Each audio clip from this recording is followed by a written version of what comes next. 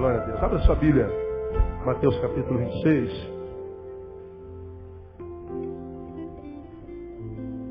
Quero deixar uma palavra com você, na sua meditação, nessa noite.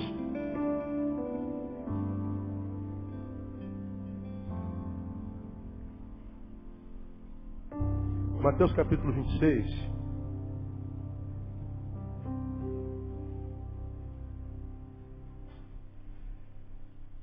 Retrata aquele encontro de Jesus com Pedro, onde Jesus o avisa: você vai me trair. Você vai ser alcançado pela infidelidade. Você vai ser alcançado pela frouxidão. Você não vai suportar e você vai me trair. E a gente sabe o que aconteceu depois disso, mas mesmo assim, a gente tem sempre muita gente que não conhece a palavra. E é bom que a gente leia para a gente entender. Versículo 31 do capítulo 26. Então Jesus lhes disse: todos vós, esta noite, vos escandalizareis de mim, pois está escrito: ferirei o pastor e as ovelhas do rebanho se dispersarão. Todavia, depois que eu ressurgir, irei adiante de vós para Galiléia. Mas Pedro, respondendo, disse: ainda que todos se escandalizem de ti, eu nunca me escandalizarei. Como quem diz: eu sou melhor do que todos. Disse-lhe Jesus: em verdade te digo que esta noite, antes que o galo cante, 3 vezes me negarás. Respondeu-lhe Pedro: ainda que me seja necessário morrer contigo, de modo algum te negarei. E o mesmo disseram todos os discípulos. 56. Tudo isso aconteceu para que se cumprissem as escrituras dos profetas. Então todos os discípulos, deixando-o, fugiram. 69. Ora, Pedro estava sentado fora. Jesus foi preso. Pedro estava sentado fora, no pátio. E aproximou-se dele uma criada que disse: tu também estavas com Jesus, o Galileu. Mas ele negou diante de todos, dizendo: não sei o que dizes. E saindo ele para o vestíbulo, outra criada o viu e disse aos que ali estavam: este também estava com Jesus, o Nazareno. E ele negou outra vez e com juramento: não conheço tal homem. E daí a pouco, aproximando-se, os que ali estavam disseram a Pedro: certamente tu também és um deles, pois a tua fala te denuncia.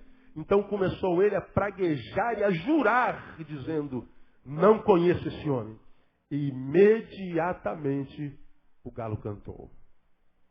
Pedro lembrou-se do que dissera Jesus: antes que o galo cante, 3 vezes me negarás.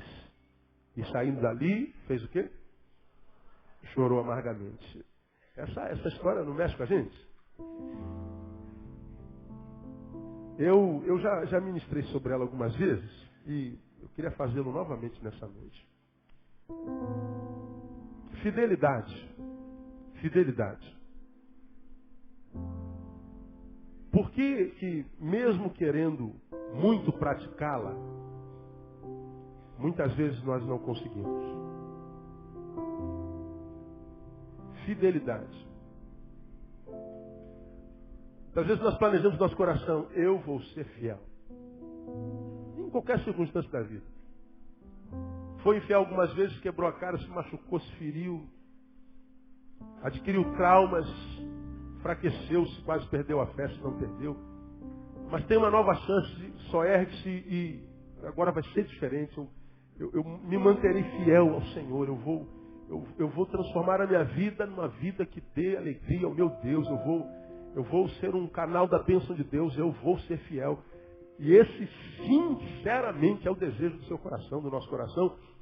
Mas ainda que seja o desejo sincero do nosso coração, às vezes a gente não consegue. Por quê?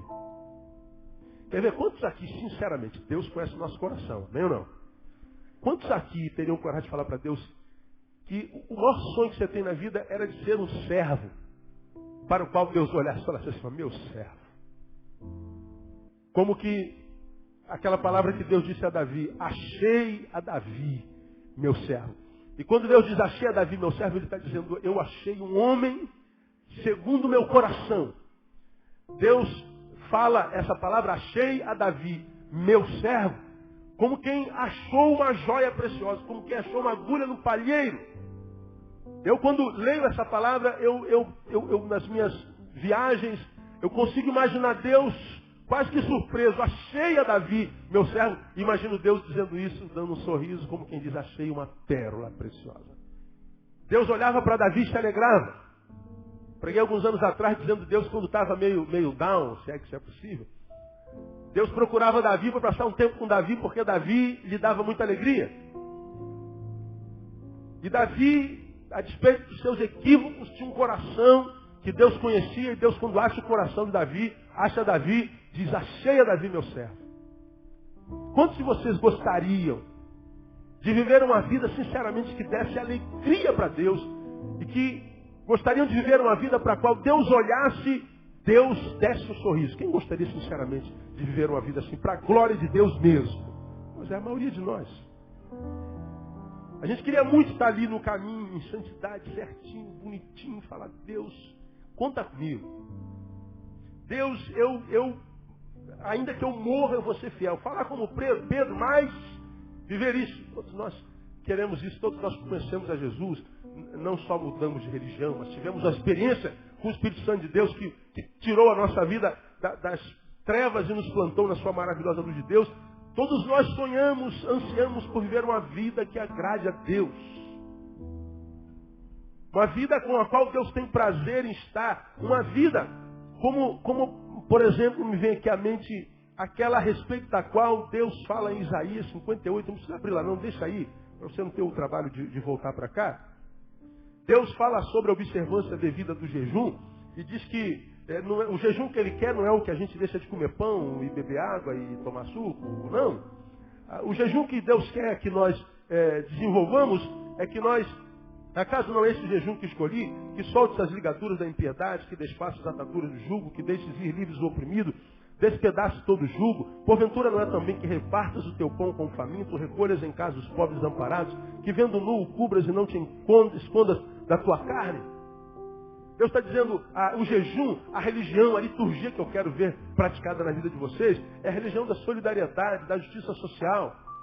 É você transformar a sua vida numa vida que vale a pena ser vivida, uma vida que justifique a razão de estar na terra, uma vida que ajude o outro, que faça valer a pena o sacrifício de Jesus na cruz do Calvário. É isso que Deus quer de nós.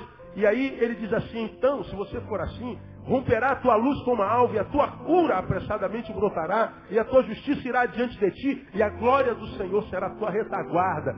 Como quem diz assim, não tenha medo de dar as costas para ninguém. A glória do Senhor será a tua retaguarda. Portanto, você nunca será apunhalado pelas costas. O versículo seguinte diz assim, então clamarás, e o Senhor te responderá. Gritarás e ele dirá, eis-me aqui. Quem é que não gostaria de ver um negócio desse aqui, irmão? Então clamarás e o Senhor te responderá. Nós não teremos a frustração de orar e termos a sensação de que Deus não ouviu a nossa oração. De orarmos e não vermos nada acontecer. E ele diz mais, então tu gritarás e Deus dirá, eis-me aqui. A mesma palavra que Isaías disse lá no início do livro, no capítulo 1, quando ele teve a experiência. Ai de mim, porque os meus olhos viram o rei. Aí, a quem enviarei e quem irá por nós? Isaías disse assim, eis-me aqui, envia-me a mim. Ele então se dispôs a ser esse cara aqui, esse homem. E aí Deus então diz para ele o mesmo que Isaías disse para Deus. Porque tu disseste no início para mim, Isaías, eis-me aqui, envia-me a mim, eu também estou te dizendo, tu gritarás e eu te direi, eis-me aqui. Quem não queria ter um Deus desse? Deus, eis-me aqui, né eu? Desse um gritinho lá na madrugada, da insônia, da dor, da solidão, Deus, eis-me aqui, minha filha. Teu diazepam seria Deus, ó, tá bom você? Tua canção de ninar seria sopro da voz de Deus no teu ouvido. Quem não quer isso aí? Agora você acha que é utopia? Não é. Agora isso vem através da fidelidade, da intimidade, do convívio com Deus. E não é utopia, a palavra de Deus não é utopia, ela é verdadeira. Todos nós queremos isso. Mas isso vem através da fidelidade. uma coisa que muitas vezes nós, mesmo querendo muito praticar, não conseguimos. Por que a gente não consegue tantas vezes ser fiel? Esse texto nos dá algumas dicas e eu quero compartilhá-las com vocês, porque quando a gente tem ouvido, a gente pode tentar viver o mais próximo da fidelidade possível e praticá-la a maior quantidade de minutos numa hora, a maior quantidade de horas num dia, a maior quantidade de dias numa semana, a maior quantidade de semanas no mês, a maior quantidade de meses no ano, a maior quantidade de anos na vida. Porque quando nós somos fiéis, Deus diz assim: filho, eu serei enquanto glória a tua retaguarda. Minha glória vai à tua retaguarda. Quando a gente tem a glória de Deus por nossa retaguarda, a gente não anda desconfiado na vida, a gente não anda com medo de todo mundo, a gente anda sem medo de amar e ser traído, a gente anda sem medo de viver. A gente vai viver todo dia, o dia todo, enquanto estiver vivo. Porque a gente sabe que está coberto pela glória de Deus. Hoje a gente fala muito no meu evangelho sobre cobertura. Ah, pastor, me dá cobertura, eu estou dando cobertura espiritual. Eu não entendo esse negócio de cobertura espiritual direitinho. A gente usa o vernáculo, eu estou dando cobertura àquele ministério, eu recebo e-mails e encontro com pastores o tempo inteiro pedindo cobertura. Você já está debaixo da cobertura da Igreja Batista, debaixo da cobertura do pastor. Eu não sei como é que é cobrir alguém. Falei, te dar cobertura está disponível para te dar conselho quando você quiser? Sentar contigo para orar de vez em quando? Te dar cobertura poder ter o celular ligado de madrugada quando a insônia for tua companhia, você poder ligar para desabafar um pouquinho? É isso que você quer? Você quer estar no nosso meio para ver como é que a gente como é que a gente faz? Então você tem a minha cobertura. Mas a cobertura de fato vem de Deus. Nesse capítulo 58 é isso que diz: a minha glória será a tua retaguarda. Você vai poder andar na rua tranquilo, minha glória será a tua retaguarda. Não tenha medo da seta que voa de dia e de noite. Você vai poder usar a mesma palavra que o salmista: se não for ao Senhor estiver ao nosso lado, ora diga Israel, se não for ao Senhor, nós já teríamos sido tragados vivos. Teria sido, mas não foi, porque a glória do Senhor era a retaguarda deles. É o mesmo Senhor de cada um de nós, mas a gente precisa de fidelidade. Por que a gente não consegue ser fiel? E o pior, quando a gente deseja ser fiel e não consegue, essa infidelidade mexe com a nossa estima. Chega uma hora que a gente olha no espelho e fala assim: pô, cara, tu é uma porcaria mesmo, né, cara? Você não consegue ser fiel uma semana, cara. Você pisa na bola o tempo inteiro com teu Deus. Você ouve a palavra lá todo dia, cara. Você vai lá, adora, se sente bem na casa do Pai. O Pai fala contigo. Você sente o mover de Deus, a unção de Deus. Você sente Deus contigo lá naquele culto domingo para te abençoar a semana inteira. Mas tu sentes, tu é uma porcaria mesmo, né? Já sentiu isso na sua vida? Aí você levanta e fala assim: não, dessa vez vai ser diferente, ainda mais quando tem aquele culto da unção, e quem quer renovar os votos, eu quero, não, a partir de hoje vai ser diferente. Quando dura 3 dias. Aí você é infiel de novo, pisa na bola de novo, escorrega na mesma casca de banana, como aquela piada dos lusitanos. Gente, é brincadeira, se tem lusitano aqui, se tem português, não brinca, é só uma piada. Aquele português que estava andando na rua e ele ontem caiu numa casca de banana, escorregou, pum, se machucou. Ele passou no mesmo trecho, no outro dia tinha uma casca de banana, ele vê a casca de banana e fala assim: ai meu Deus, eu vou cair de novo.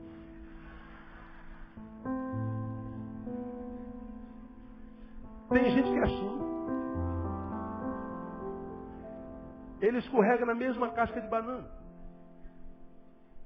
Já caiu, se machucou, se arrebentou e diz assim: cara, isso eu não faço mais. Ele acaba, puf, cai de novo.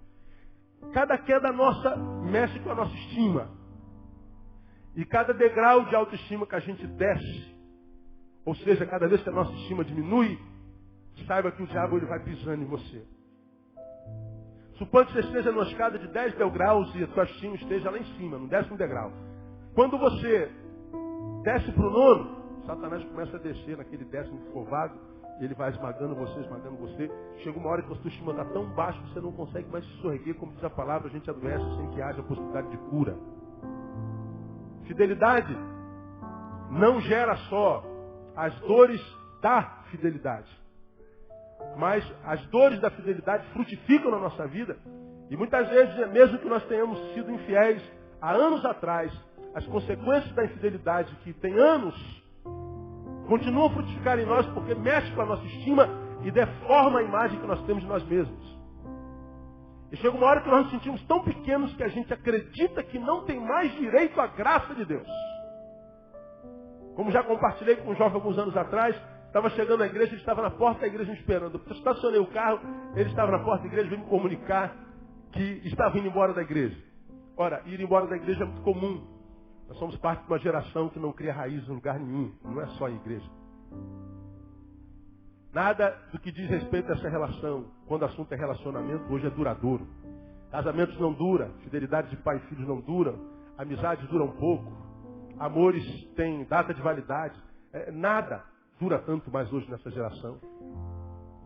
E esse jovem estava na porta da igreja e disse assim, pastor, meu pastor amado, meu pastor querido, eu vim comunicar que eu estou indo embora e tal, e eu conheço a vida do sujeito. Eu falei, mas o que está vendo, brother? Eu falei, pô, pastor, eu não mereço estar dentro da igreja. Eu não mereço, cara, eu não consigo ser fiel. Eu me lembro disso e até hoje me emociona. Isso tem uns 10 anos. Eu tento, pastor, mas vira e mexe, eu piso na bola, vira e mexe, cara, como até quando Deus vai me aturar? Eu luto tanto contra isso, mas não consigo, continuo pisando na bola, eu não tenho mais como entrar aí, eu não mereço mais entrar aí. André estava entrando, eu falei, meu irmão, leva minha Bíblia, porque eu também não entro mais nessa igreja. Eu vou embora com ele, botei a mão, vamos embora. Também não entro mais. Mas como, pastor? Eu também não mereço estar aí dentro então, cara. Eu também piso na bola e me equivoco. Tenho vontade de chutar balde, às vezes eu chuto, vou buscar, mas eu chuto. Quebro o balde, remendo, continuo usando o balde. E a vida é chutar balde, buscar o balde de volta, remendar o balde, continuar usando o balde. Então tu tá afim de chutar o balde, eu falei, cara, você é o cara, para mim hoje, que mais merece estar dentro dessa igreja. Por quê? Porque você peca e sente o peso do pecado. Porque há muitos de nós que estamos dentro da igreja, pecamos e diz assim, não tem nada a ver. Já não sente mais o peso do pecado. E senta aí. Deus é um idiota mesmo, o Espírito Santo é um bobão. O nome de Jesus e o nome de Buda é a mesma coisa. A mesma coisa. Jesus e Confúcio, Jesus e José, Jesus e João, a mesma coisa. É um tolinho que passou por aí que a gente engana fácil. Não é. A Bíblia diz que Deus é amor. Quem pode dizer amém por isso? Mas diz também que Ele é um fogo consumidor. E diz que horrenda coisa é cair na mão do Deus vivo. E não toma o culpado, o inocente por culpado e o culpado por inocente. Então eu falei, cara, se você ainda sente o peso desse pecado, e veio para a igreja de manhã cedo, era a escola dominical. E quando chega na porta da igreja, tomado por um sentimento de imerecimento, de modo que você não consegue entrar, cara, você é quem mais merece estar lá dentro. Porque a gente não entra na casa de Deus, nem na presença de Deus por mérito, a gente entra na presença de Deus pela graça de Deus e pelo sacrifício de Jesus no Calvário e pelo sangue derramado naquela cruz. Eu quero que você aplaude o Senhor por isso, porque Ele é digno.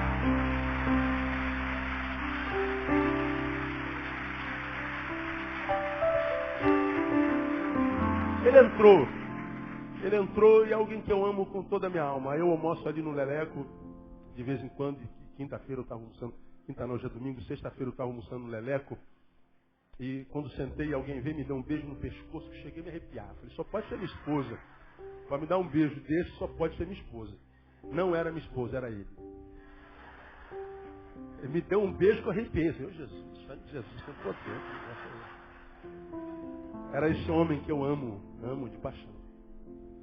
E sentou comigo, puxa, pastor, que prazer, almoçar com o senhor. Tá, pô, cara, que prazer, senhor. Até almoçamos juntos, conversamos, trocamos a ideia. Está no Senhor, está firme, casado com as 2 filhas lindas. E é uma bênção na sua igreja. E vive. É daqueles poucos crentes que eu conheço e vivem. Não fantasiam vida não, vivem. Então, por que a gente tem vontade de ser fiel e não consegue ser? Para mim, primeiro, porque muitas vezes a gente não considera com seriedade o que a nossa língua produz. Quer ver uma coisa? Jesus diz assim, olha, nessa noite vocês escandalizarão de mim. Por quê? Escandalizar não é que Jesus ia cometer um pecado. É porque eles veriam Jesus ser tão arrebentado, tão humilhado, ensocado, ensupapado, chibateado, se é que existe isso. Jesus seria tão maltratado, quem viu o filme Jesus deve lembrar aquelas cenas terríveis. Jesus estava falando, nessa noite eu vou ser traído, vou ser beijado por Judas. E vocês vão ver que o meu sofrimento começa no beijo. Depois do beijo vem um soco. Eu vou apanhando até a cadeia. Quando eu chegar na cadeia eu já vou estar arrebentado. Vocês vão me ver, me arrebentarem, acabarem comigo. Vocês vão ficar escandalizados com o que vão fazer comigo. Chegou o momento de eu caminhar em direção à cruz, de cumprir o meu ministério, de cumprir o objeto da redenção, o objetivo da redenção. Vocês vão se escandalizar, de modo que vão ferir o pastor e as ovelhas do rebanho se dispersarão. Jesus sabia o que ia passar, sabia que, porque ele como pastor ferido, as ovelhas se dispersariam, e o texto diz que todos eles se dispersaram. Aí, Pedro responde a Jesus e diz assim a Jesus, ainda que todos se escandalizem, todavia eu não me escandalizarei de ti. Aí eu imagino Jesus dando aquele risinho do canto da boca, como aquele mestre que olha para um menino de 15, 16, 17, 18, 19, 20 anos, que está encantado com as informações que recebe da vida e acha que é o homem mais inteligente do mundo. Então ele quer dar uma lição para o mestre. Ainda que todos se escandalizem, eu não me escandalizarei. Jesus fala assim, ah, menino. Ah, é? Pois é. Então eu vou te escandalizar eu. Nessa noite, Pedro, antes do galo cantar, para raiar o dia, antes do dia chegar, você já vai ter me negado não só uma vez, mas 3 vezes. E o cara não acredita, porque a gente só aprende com a dor. Aí diz assim, Senhor, mesmo que me matem, eu não te negarei. Jesus fica quieto. Bons mestres não discutem. Deixa o discípulo quebrar a cara. Depois estende a mão, se ele quiser. Bom seria que ouvisse, né? Jesus cala a boca. Muito bem, então começa o enredo. Tu também estava com eles? Eu não. Tu também estava com ele? Eu não. Você é um deles, conheço pelo teu sotaque, pelo teu linguajar. Você não diz bom dia, diz a paz do Senhor. Falou lá do sotaque dele. Não, eu não estava lá não. E Pedro mentiu.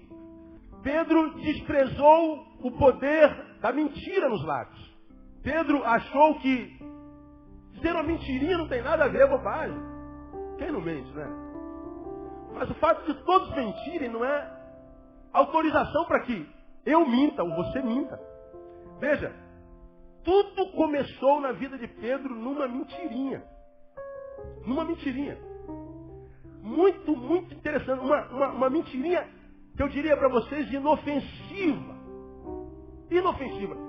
Ele não sabia que a mentirinha só possui essa conotação diminutiva, mentirinha. Só possui essa conotação diminutiva no vernáculo. Mas, no mundo espiritual, toda mentirinha é um gigante. Toda. No mundo espiritual não existe nem mentirinha, nem mentira, nem mentirão. Existe só mentira. Não existe essa conotação diminutiva ou aumentativa. Para Pedro não, mas é só uma bobagem de nada. Agora o problema da mentira é que outras terão que vir para sustentar a primeira.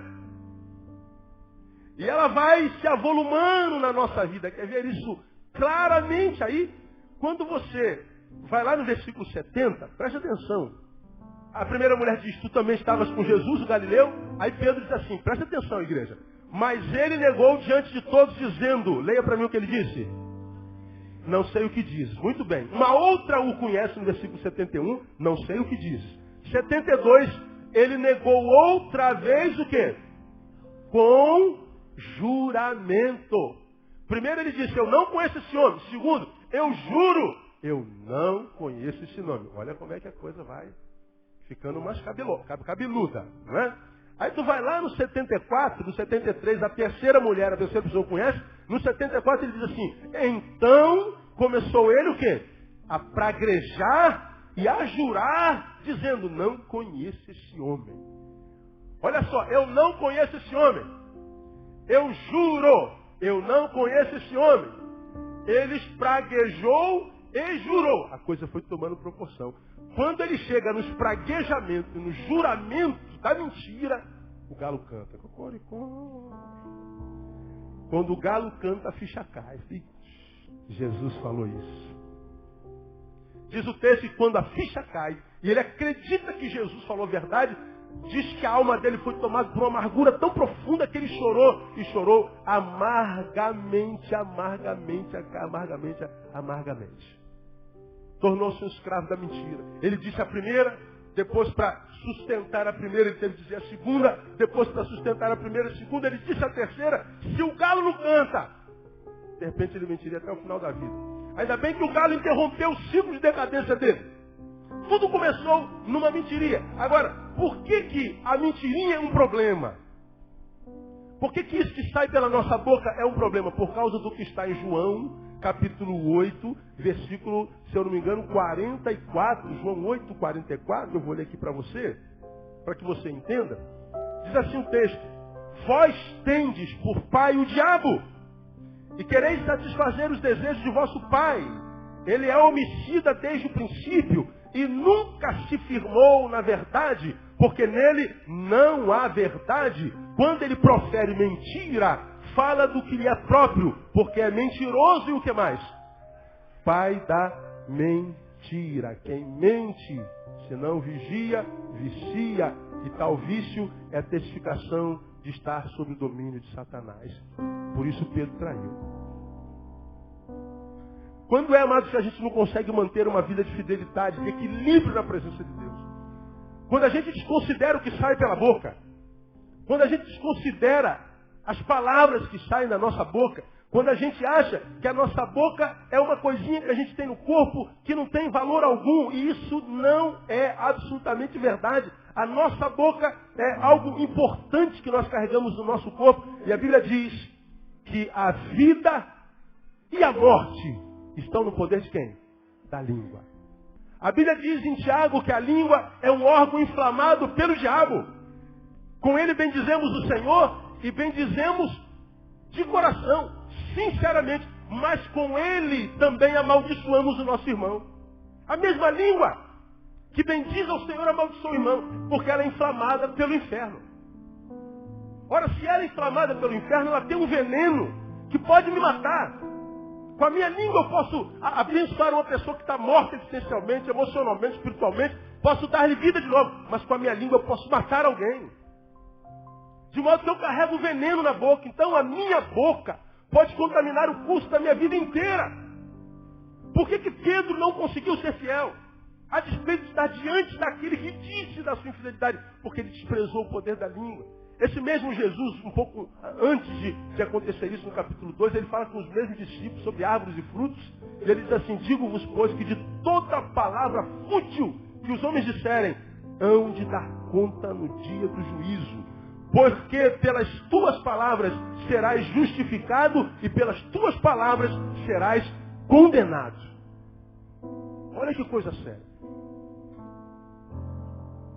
Pedro começou o seu caminho de decadência porque desprezou o poder da sua língua. Então, amado, eu perguntei a você no início do culto: tem desejo de ser santo, tem desejo de ser fiel ao Senhor, tem desejo de estar na presença do Senhor? Eu tenho, pastor, mas nem sempre eu consigo. Então, por que isso acontece? Por causa do que há na sua boca. Não só, mas mormente. Então, para quem quer andar em verdade, quem quer andar numa vida equilibrada, quem quer manter-se equilibrado durante muito tempo, ou quem sabe para sempre, o primeiro lugar que precisa vigiar é a boca. E eu sei que quando a gente vai falando sobre isso aqui, às vezes a esposa está sentada do lado do marido e deve estar se olhando para ele. Ou o filho está olhando para a mãe que está do lado. Ou a mãe está olhando para o filho. Quando eu entendo uma palavra dessa, eu entendo que todo o mal que eu posso estar vivendo na minha vida pode estar dando errado há tanto tempo. Não porque o patrão me mandou embora. Não porque o vizinho fez macumba para mim.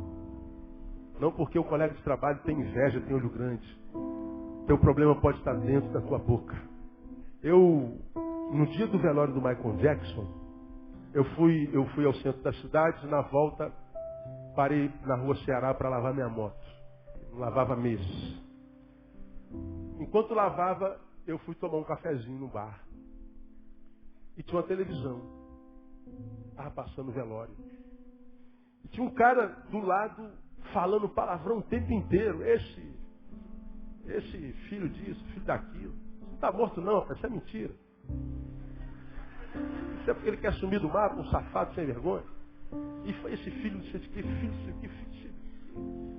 Cara, eu não me dou bem com palavrão. Não me dou bem. Não é puritanismo não me dou bem mesmo.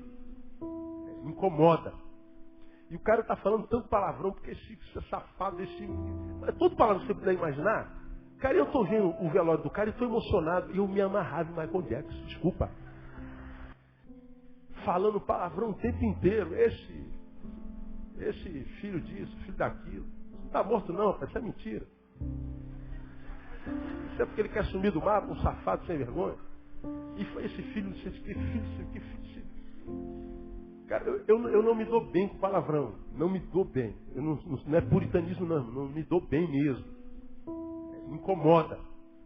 E o cara está falando tanto palavrão, porque esse safado, todo palavrão que você puder imaginar.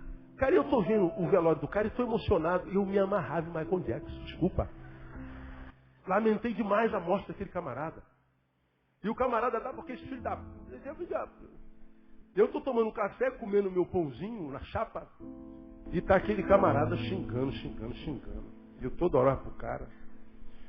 Jesus, dá paciência, precisa ficar quieto, não conheço o sujeito, é perigoso. E ele está xingando palavrão, eu estou olhando pro cara. Pô, meu brother, estou te incomodando aí. Eu falei, pô, meu irmão, você está me incomodando demais, cara. Você está enchendo o saco com o teu palavrão, cara. Pô, desculpa aí, bro. Não, tá tudo bem, só não xingue mais. Você não conhecia o cara, não sabe nada do cara, rapaz. Pra que isso tudo? Ele ficou assustado comigo. Aí, quem conhece o Bruxa, lá da loja de customização, dos abutres, aí o Bruxa estava vindo pro bar. E aí, pastor? Ah, tu é pastor, né? É pastor. Aí eu falei para ele, sou. Algum problema? Não, pastor. Tudo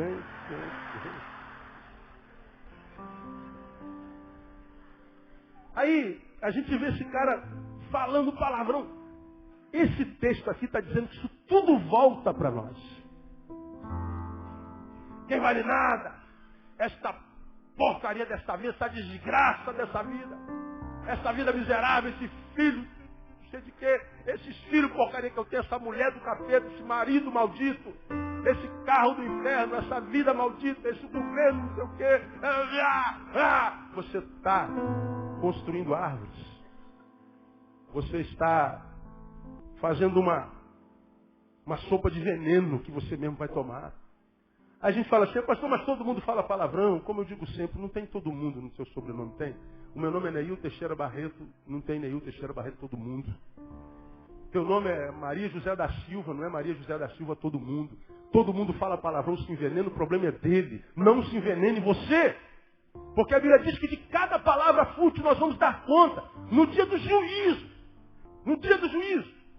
Agora, a palavra fútil é uma coisa que se torna um ciclo na nossa vida. Porque a Bíblia diz que a boca fala daquilo que o quê?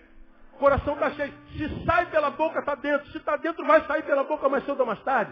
Mas esse texto ele é muito mais sério, porque quando sai da nossa boca, nós nos deparamos com outro versículo, que diz que não é o que entra pela boca que o contamina, mas o que sai. Se sai da boca, já está dentro, então você está contaminado. Mas à medida que sai, te contamina ainda mais. E você vai se enveredando num ciclo de envenenamento existencial, e você vai vendo a tua vida fugindo de você. Você vai vendo as alegrias fugindo, teu mundo perdendo as cores, virando cinzento. Você vai ver se acordando cada manhã, cada vez mais sem vontade de acordar. E você não sabe por quê. O que está acontecendo? Você está se envenenando com a própria língua. Pedro caiu e o que sobrou na vida dele foi choro amargo porque ele não considerou a produção dos seus lábios. Como hoje é muito comum falar palavrão, nós fomos ver uma peça, a gente morre de rir naquela peça. Todo mundo tem problema sexual. Como é o nome daquele cara, do Agostinho, da Pedro Cardoso? Ele é muito bom, aquele cara, meu. O cara é fera. Aí nós fomos ao teatro. A peça, você ri de doer a barriga. E está todo mundo rindo. Fomos em 3 casais aí rindo e tal. Eu sou apaixonado por aquele camarada, eu acho ele muito bom. Mas a peça tem muito palavrão. E aí quase que os palavrões me interrompem de rir. Mas é boa a peça. É que as palavras às vezes fazem mal. Então, amado, deixa eu falar uma coisa para você. Você me tem visto pregar costumeiramente, eu repito que eu prego todo domingo. Como eu já disse, não sei nem como é que você consegue vir me ouvir todo domingo, porque eu prego a mesma coisa. Eu tenho dito que a gente só tem uma vida para viver. E a gente não pode perder mais tempo na vida, porque a vida passa muito rápido. Eu tenho me encontrado com pais de famílias, irmãos, que têm mulheres lindas e filhos saudáveis. Mulheres que têm maridos de Deus e filhos maravilhosos, mas não conseguem absorver a alegria que isso pode gerar na vida de alguém. Pessoas as quais Deus tem abençoado, colocando em lugar de honra na sociedade. Pessoas às quais Deus tem honrado com a capacidade de estudar, de formar bons amigos. Pessoas que têm conseguido viver uma vida que é sonho da maioria dos seres humanos. Mas a despeito de terem conseguido tudo isso, quem sabe terem chegado lá não conseguem alegria. Não conseguem se alegrar, não conseguem ser felizes. De jeito nenhum. Pastor, eu pensei que eu ia ser feliz quando casasse. Casei e continuo infeliz. Eu pensei que eu era infeliz, pastor, porque eu era duro. Mas eu passei no concurso federal e ganho bem. Não estou duro, tenho dinheiro, continuo infeliz. Eu tenho uma família linda, mas eu não tenho alegria. Talvez você esteja envenenado pela própria língua. Porque é um ciclo de envenenamento. Quando você denigra a imagem de uma pessoa para um amigo, quando você mente a respeito do outro para tirar a glória do outro, isso tudo volta para você. Tudo volta para você. É o texto que está dizendo. Pedro era apóstolo. Pedro, você vai negar nesta noite? Não, de jeito nenhum. Aí ele começou na mentirinha. Não conheço. Juro que não conheço. Droga, porcaria, desgraça, eu não conheço. E aí ele se envenenou com a sua própria boca e acabou chorando amargamente. Desprezou o poder da mentira nos lábios, desprezou a produção da boca. Segundo, Pedro caiu, Pedro chorou, Pedro traiu, porque tinha um conceito muito elevado de si mesmo. Está implícito, explícito no texto. Ainda que todos traiam, eu, never. Tu não é tudo isso não, cara. Baixa a bola, menos. Fala aqui só entre nós dois, olha. Você vai me negar essa noite 3 vezes antes do galo cantar. Você já não tem nenhuma, não 3. De jeito nenhum, Senhor. Ainda que tente me matar, olha eu aí de novo. Estou disposto a morrer contigo. Pedro se via além do que de fato era. E o perigo disso é quando nos vemos além do que somos, certamente teremos a respeito de nós uma visão contrária da que Jesus tem de nós.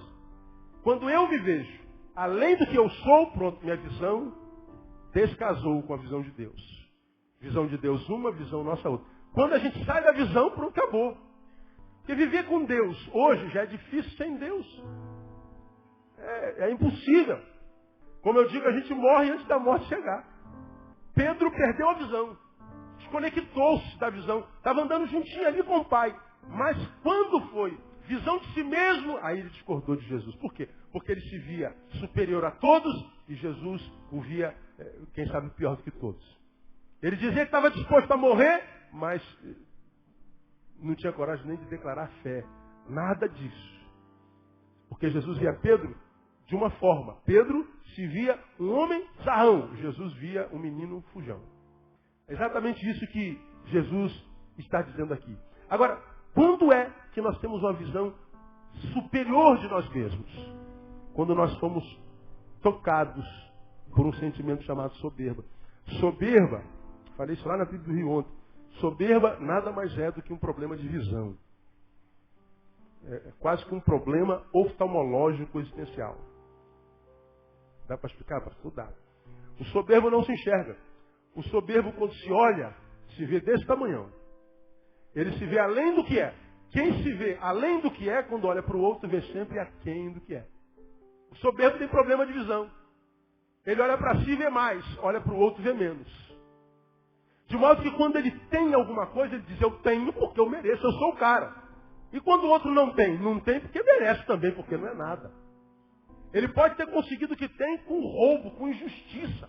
Com aqueles caras lá de Brasília. Estamos aqui porque nós somos sagazes. Nós somos os caras que erram e erram certo. Nós somos os caras. Agora vocês não, vocês estão aí nessa nessa mediocridade, porque merecem. São ralés, Dalets, como eu falei domingo passado. Eu sou Brahmani, né? Sou de uma casta superior. E o cara acha que é superior porque tem alguma coisa a mais, tem um canudinho a mais na parede, porque está numa faculdade e o outro não conseguiu entrar na faculdade. Ele acha que porque ele tem o que ele sabe, ele é maior que os outros. E aí, o que acontece com esse camarada? Ele vive em disputa, querendo provar para o outro que o outro é menor do que ele. Mas por que ele tenta provar para o outro que o outro é menor do que ele? É porque ele ainda não está convencido de que ele seja tão grande. Então ele convencendo você que você é pequeno, ele então se convence, porque convenceu você que ele é tão grande quanto ele gostaria de ser, mas não acredita que seja. Deu para entender? É um idiota. Só que não sabe. Lembra do conceito de maduro e imaturo? Lembra? O imaturo não sabe. E o maduro não sabe. Só que o imaturo não sabe e pensa que sabe. E o maduro não sabe e sabe que não sabe. Por isso ele cresce, ele aprende. Ele não interrompe o ciclo do saber. Porque há muita gente a quem Deus dá sabedoria e ele vai até crescendo. Mas aí ele acredita que já é aquilo tudo que está pronto. Você já está pronto? Não precisa mais de mim, filho. Aí você interrompe. É como aquela lagartinha que vai, sobe, se pendura lá naquele bagulhinho. E ele vai começando a criar aquele invólucro em torno dele. Como é que é o nome daquilo? Crisálida. Casulo. E na verdade é crisálida. Da mesma raiz, crise. A lagarta entra em crise. Na crisálida, no casulo. E na crisálida, ela começa a se transformar numa borboleta. Quando a crise vai passando, a crisálida vai passando, a lagarta que se rastejava, agora é uma borboleta que voa. Mas se você ficar com pena da crisálida, tadinha, ela vai ficar aqui quanto tempo? Tadinha dessa lagartinha, gente. Vou livrar essa crisálida. Aí você vai e tira ela do casulo. O que acontece com ela? Ou ela morre, ou continua largata, ou lagarta o tempo todo. Há muitos de nós interrompendo a ação de Deus na nossa vida, porque a gente se soberbece. Eu sou o cara porque a minha igreja tem 3.000 pessoas. Aí eu vou na igreja que tem 30 pessoas e assim, eu não prego na igreja que tem 30 lugares. 30 pessoas. Para eu pregar agora o cachê é 3.000 reais. São 3.000 reais. Eu sou o cara, pô. É mesmo? É mesmo, Neil. Você pregou assim a vida inteira? Foi o que foi a vida inteira ou você foi crescendo gradativamente? Não, foi gradativamente. Quem foi que dá o crescimento? Lembra da palavra de Deus? Um diz eu sou de Paulo, eu sou de Apolo. Olha, a gente um regou, outro plantou. Mas Deus é quem dá o quê? O crescimento. Meu irmão, se você cresceu, quem te fez crescer foi Deus. Porque se Deus não agisse na tua vida, você ainda tinha 30 centímetros. Você não tinha nem nascido. Fala assim para o irmão que está do seu lado. Se você cresceu, Deus está agindo na sua vida. Oh, glória. Isso é bom demais, não é? Isso é bom demais. Agora, por que Deus para de agir? Porque a gente acha que cresceu demais. Eu sei tudo. Você não sabe nada, irmão. Por que a terra é redonda, não é quadrada? Ninguém sabe. Igual disse alguém alguns anos atrás. Você já viu as fezes de uma vaca? Cai aquele pratão no chão, não viu? O pastor está vendo bem, vai falar de cocô, mano. Puxa vida. Puf, que é aquele. Já viu de cavalo? São as bolinhas assim, desse tamanho, bola de golfe. Diferente da vaca. Já viu de cabritinho? De cabrito? Uma bolinha menor que bola de gude? Por que o cocô da vaca é um prato, do cavalo é uma bolinha grande e do cabritinho? Aí o cara fala assim, eu não sei, pastor, pois é, você não entende de merda. Entende de quê?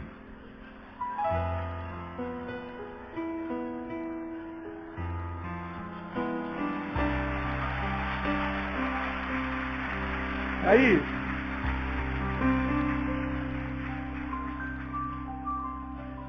eu sei tudo, eu sou bom, estou pronto, está pronto só se for para cair, irmão. Eu não quero estar pronto nunca. Porque quando eu falar eu estou pronto, a obra de Deus acabou. E sabe por que eu não posso falar que estou pronto? Porque ele diz, aquele que começou em vós a excelente obra é fiel para completá-la até o dia de Cristo Jesus. Se ele vai completar, não interrompe, irmão. Parece que está tudo fora do lugar, o negócio está esquisito na tua vida, tudo dando errado. É como eu já preguei aqui, porque você está em obras. Bota uma plaquinha no teu pescoço e diz, em obras. Daqui a pouquinho essa obra fica pronta e você vai ficar um prédio lindo para a glória de Deus. Agora você pode aplaudir a ele, porque ele é tremendo.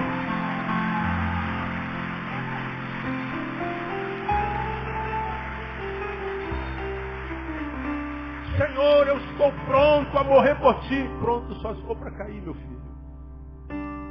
Irmão, eu posso ser o cara mais estudado, mais rico, mais sábio que Deus mais usa. Mas eu não posso esquecer de onde eu vim e falar assim, tem sempre alguém que sabe mais do que a gente. Tem sempre alguém que Deus usa mais do que a gente. Tem sempre alguém que é muito melhor do que a gente. E a gente tem que colar com os melhores. Temos que colar com gente a quem Deus tem abençoado, que é referência familiar, que é referência teológica, que é referência existencial. Gente que a gente vê que no caminho, mesmo que não saiba nada de faculdade, não saiba nada de bancos escolares, nunca entrou numa escola pública, mas a vida dele está no lugar, os filhos obedecem com uma autoridade paterna e materna, ele está ali, os filhos de sujeição. Temos que aprender com essa gente, irmão. Alguns de vocês tiveram pais que nunca estudaram, vieram da roça. Chegaram do Nordeste para cá, vieram da roça para cá e trabalharam duro para criar os 10 filhos. E alguns desses analfabetos que tiveram a vida inteira calo na mão, conseguiram formar todos os filhos. E eles não sabiam nem falar português, não sabiam nada. Mas os filhos são quase todos doutores. Quem deve ser mais honrado? Um doutor que criou os filhos, tudo estudando em colégio pago, bonitinho, Ou aquele analfabeto que veio lá, que criou um monte de filho com a mão na enxada, ganhando salário mínimo, cara, salário mínimo. Eu fiz compra esse mês, irmão, quase R$1.000 de compra. Eu falei, Deus, como é que alguém vive com salário mínimo, meu Deus do céu? Mas o nosso pai criou a gente 5 filhos com salário mínimo. E você se formou em faculdade, meu. Ele educou você não virou bandido. Um homem desse é sábio ou não é? Agora pega um filho desse idiota e fala assim, pai, você não sabe de nada. Não sabe física, não sabe química, não sabe matemática, não sabe português. Mas sabe lidar com um filho tolo como você, como eu, como nós. Sabe lidar com a rejeição, porque ele continua amando você, a despeito do tolo no que você se tornou e se acha o tal. Agora, o teu pai está com quantos anos? Teu pai está com 60, pastor. Pois é, está com saúde para aturar até um filho ingrato como você. Vamos ver onde é que você vai estar quando estiver com 60 anos. Vamos ver o que essas palavras que você lança sobre o teu pai devolverão para você enquanto vida. Aguarde. Todo mundo vai envelhecer. Só aguarde. A vida te devolve isso. Cada palavra fútil, cada, vai voltar. Se a tua palavra for injusta, vai voltar. E muitas vezes a gente se defende. O cara te deu uma lambada e você na hora da outra lambada sem pensar. Ele te mandou uma carta abusada, tu responde da minha forma. Disseram que ele disse isso, e você acredita que ele disse isso, e você vai lá, manda dizer também a ele, e a gente vai retribuindo. Vai voltar, irmão. Você não está pronto.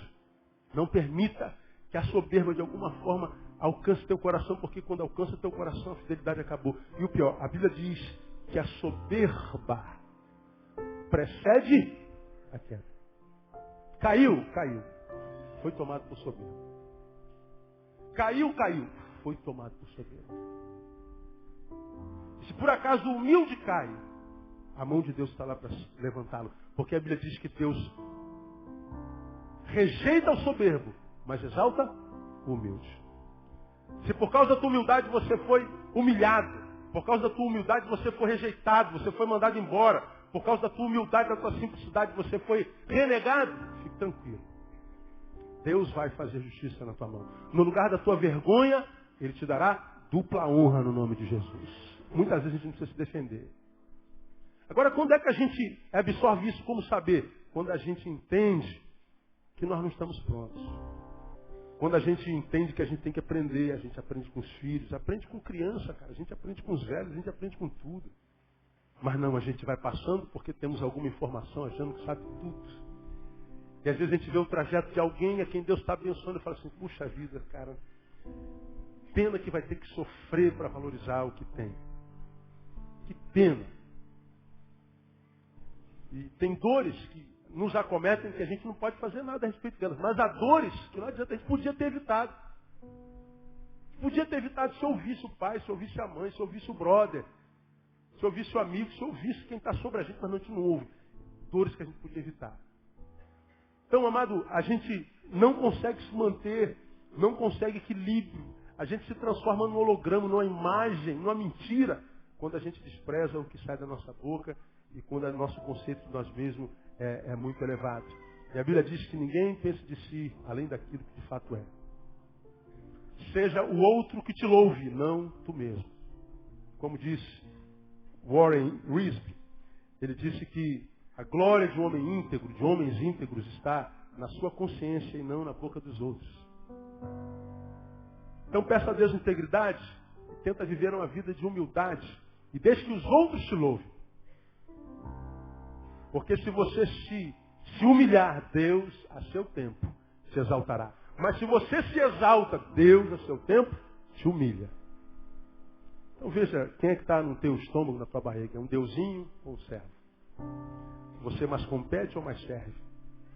A propósito, você abençoa quem essa semana? Não é? Mas competiu com quem? Aí a gente sabe quem é quem. De modo que a gente só se engana com os outros quando quer. Quando quer. Termino. Não conseguiu manter-se fiel, caiu, quebrou porque não considerou a boca, tinha uma visão além daquilo que de fato era de si mesmo, e segundo, porque perdeu a noção de valor do reino de Deus. Noção dos valores do reino de Deus. Quais os valores, ou a ordem de valores no reino de Deus? A gente vai lá em Mateus 6,33 e é óbvio, Jesus. Busca primeiro o reino de Deus e a sua justiça. Não é só o reino, nem as coisas do reino, nem as bênçãos. Buscar o reino de Deus e a sua justiça. Tem muita gente que está no reino, mas está quebrado, porque não é justo. O reino de Deus é a sua justiça. E todas as outras coisas vos serão acrescentadas. Veja, quando nós valorizamos o reino, a coisa de Deus em primeiro lugar, coisa de Deus, a justiça de Deus, trabalhar o nosso ser, tudo que não é ser é coisa, portanto não se torna ser conosco, mas são acrescentadas à nossa história. Deus está dizendo, seja o que você tem que ser, porque tudo que você precisa ter, eu dou. Seja o que você tem que ser, porque todas as coisas que você precisar para ser, quem te acrescenta sou eu. Não corre atrás de coisa, coisa não é problema teu, coisa é problema meu. Corre atrás do teu ser.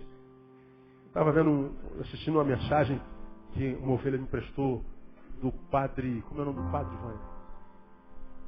Fábio Melo. O tema da mensagem é quem me roubou de mim. Alguém já ouviu essa mensagem aí? Ninguém. Tem um livro também. Né? Quem me roubou de mim. Interessante. Ouça a mensagem do padre Fábio Melo. Meu Deus, essa igreja é um chão. O pastor está mandando a gente ouvir o padre. Vamos ler. Quem me roubou de mim? Assisti porque a ovelha que me deu é a mulher de Deus e penso. Estourou isso aqui.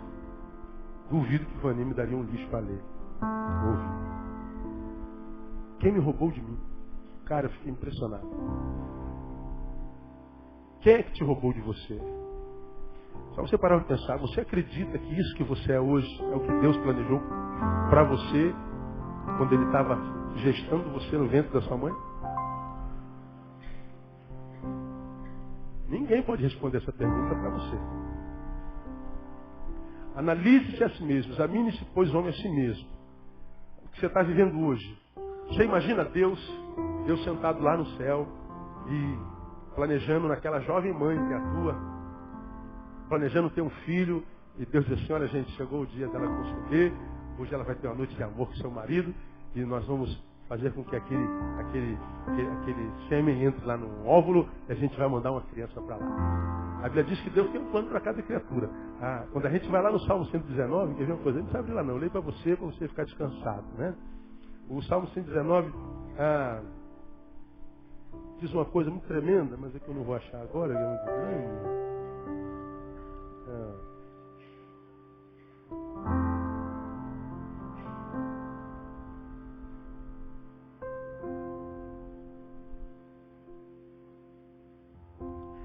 Que ele viu a nossa substância ainda informe, lembra?